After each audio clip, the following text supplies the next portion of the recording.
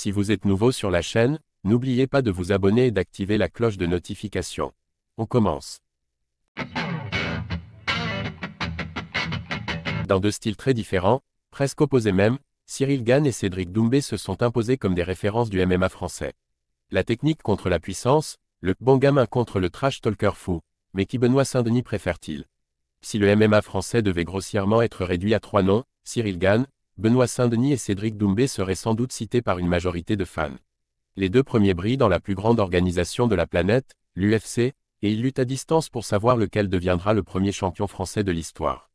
Bongamin a déjà eu deux chances face à Francis Ngannou et John Jones, mais il a toujours été trop court pour s'emparer du Graal. Heureusement, dans une catégorie aussi peu fournie que les poids lourds, il pourrait rapidement avoir une nouvelle opportunité. Quant à l'ancien des forces spéciales de l'armée, une victoire lors de son prochain combat contre Dustin Poirier pourrait lui permettre de se rapprocher de son objectif annoncé. Benoît Saint-Denis penche pour Cyril Gane. De son côté, Cédric Doumbé s'est déjà imposé comme le plus gros nom du PFL, le tout en une seule victoire contre Jordan Zebo.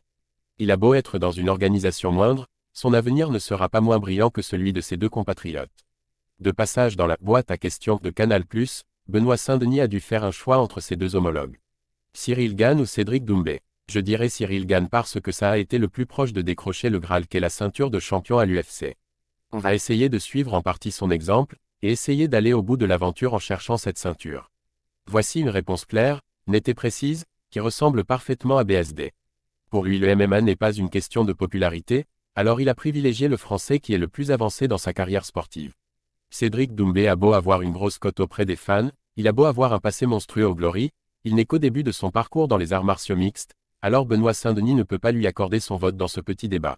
Malgré tout le respect qu'il lui accorde, on notera tout de même le petit tacle léger pour Cyril Gane. Quand il affirme qu'il suivra en partie son exemple, on peut comprendre qu'il compte lui aussi avoir sa chance pour la ceinture, mais que contrairement à Bongamin, il ne se fera pas battre en seulement quelques minutes par le champion de sa catégorie. Benoît Saint-Denis soutient Cyril Gane, solidarité entre combattants UFC oblige. Ses arguments sont plus que valides, lui qui privilégie la longévité et les accomplissements sportifs plutôt que le buzz et l'engouement du public.